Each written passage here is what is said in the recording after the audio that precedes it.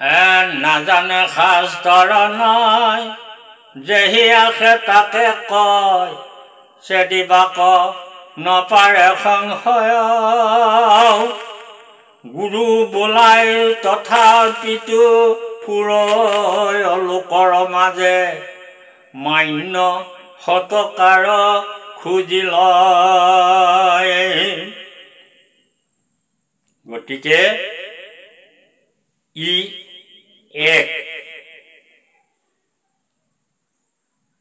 গৃহসকলৰ অন্তৰত লুপ্ত হৈ থকা এক পৰম বিশ্লেষণ। যি লোকে শাস্ত্ৰৰ নীতি নাজানে তেওঁলোকে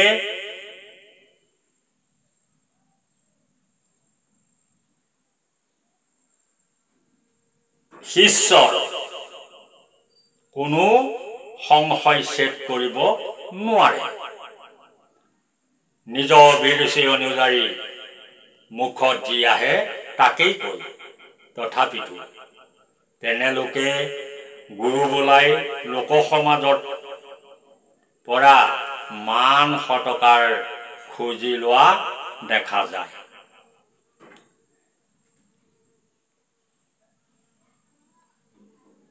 প্ৰকৃততে শুদ্ধ ধৰ্মমত প্ৰতিষ্ঠা আৰু ব্যাখ্যা কৰি জীৱৰ মনৰ সংশয় ছেদ কৰি শুদ্ধ পথৰ নিৰ্দেশ দিব পৰা জনেই প্ৰকৃত গুৰু।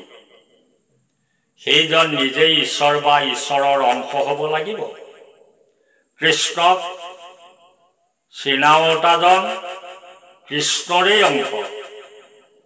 একাদশ স্কন্ধ ভাগৱতত মহাভক্ত উদ্ধৱৰ আগত কৃষ্ণদেৱে এইদৰে কৈছে,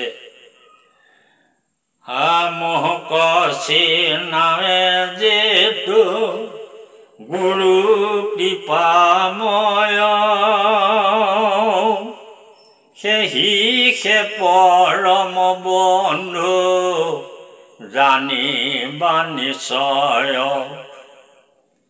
আকৌ দশম স্কন্ধ ভাগৱতত দামোদৰ বিপ্ৰ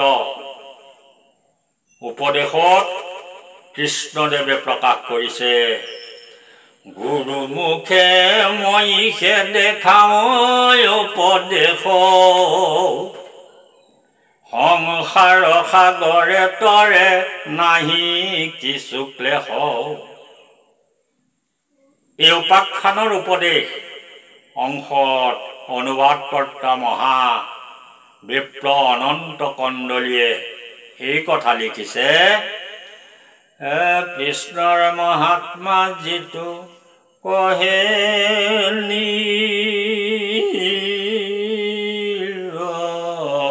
নিৰন্তৰ গুৰুৰূপে কৃষ্ণ সেহি জানিবা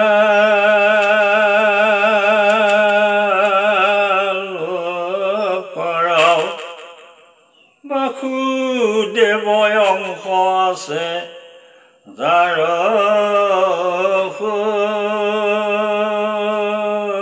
শৰীৰত শিশে প্ৰকাশ হয় ঈশ্বৰৰ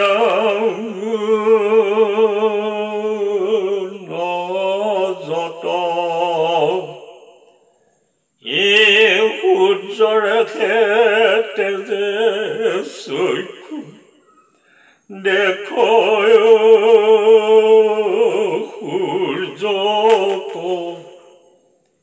সেই মতে কৃষ্ণ তেজে জ্বলাৱে কৃষ্ণক।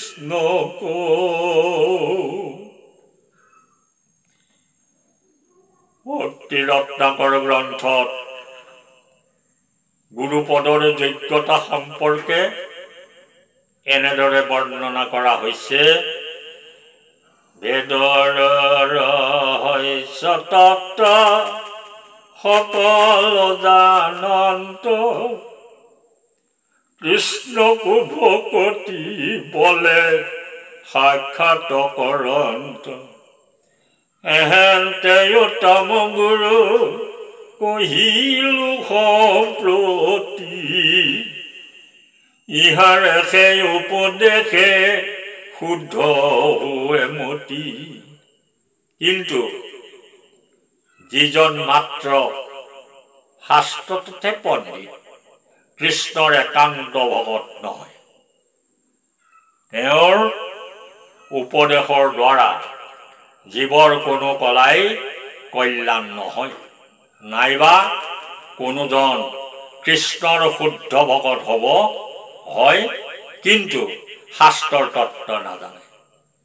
তেওঁ শিষ্যৰ সংশয় ছেদ কৰি উত্তম গুৰুৰ স্থান পাব নোৱাৰে। পদত কৈছে নিমি নৱসিদ্ধ সম্বাদত,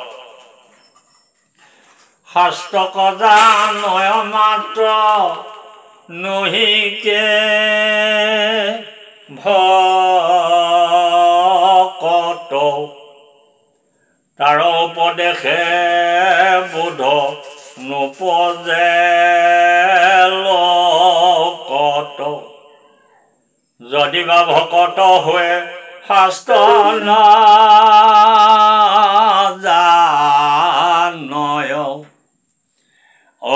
নপাৰে খণ্ডিত তেবে শিষ্যৰ সংশয়।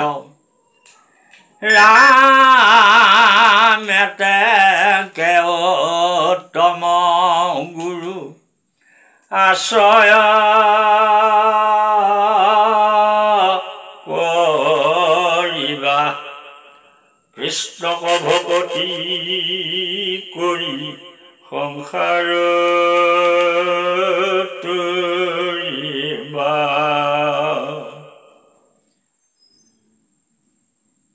শ্ৰীমদ ভাগৱতত ঋষভদেৱে ভৰত প্ৰমুখ্যে পুত্ৰসকলক গুৰুতত্বৰ উপদেশ দি এই কথা কৈছিল। ভৰত প্ৰমুখ কৰি শুনা পুত্ৰ গণ,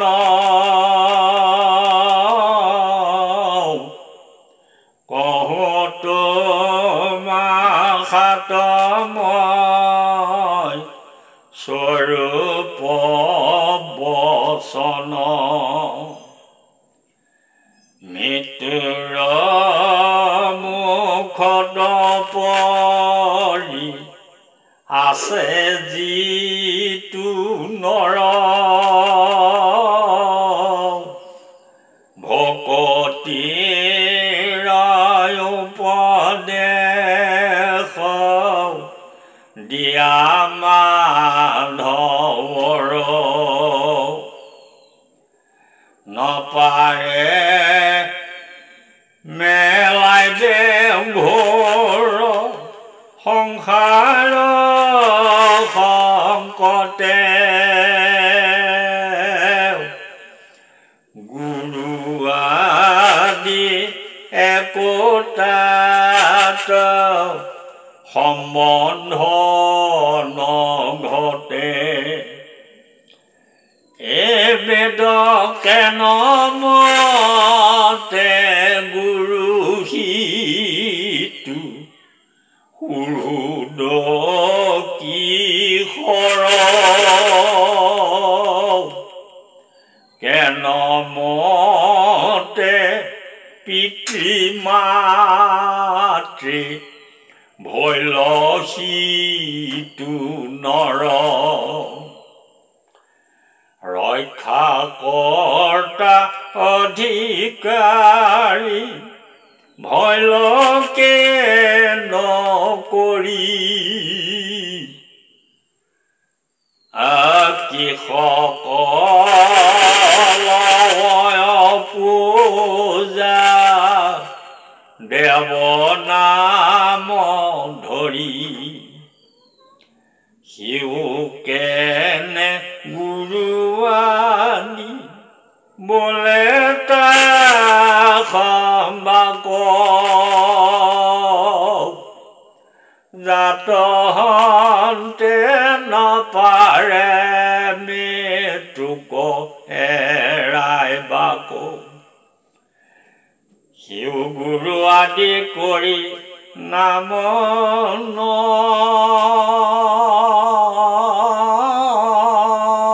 ধৰোক মৃত্যু এৰুৱাইবে নপা ৰয়জিতু লোক তাকে সে ধৰিবে লাগে সম্বন্ধনী শেষ যিটো জনে দেন্ত ভকতিৰ দেশ ইয়াক ৰত্নাৱলী গ্ৰন্থৰ উদাত্ত কণ্ঠৰে মহাপুৰুষজনাই প্ৰকাশ কৰিছে। এইবোৰ কাৰণ লক্ষ্য কৰিয়েই গ্ৰন্থকৰ্তা মহাপুৰুষজনাই আক্ষেপ কৰিছিল যে যিবোৰ লোকে ঈশ্বৰৰ কৃপা নোপোৱাকৈ শাস্ত্ৰাদিৰ শুদ্ধ তত্ত্ব জ্ঞান উপলব্ধি নোহোৱাকৈ পাণ্ডিত্য নকৰাকৈ যশ মান আদিৰ লোভ সামৰিব পৰা নাই তেনেলোকে সমাজত গুৰু বোলাই শিষ্যৰ সংশয় ছেদ কৰিব নোৱাৰি সহস্ৰজনক বিপথগামী কৰে। কৃষ্ণ।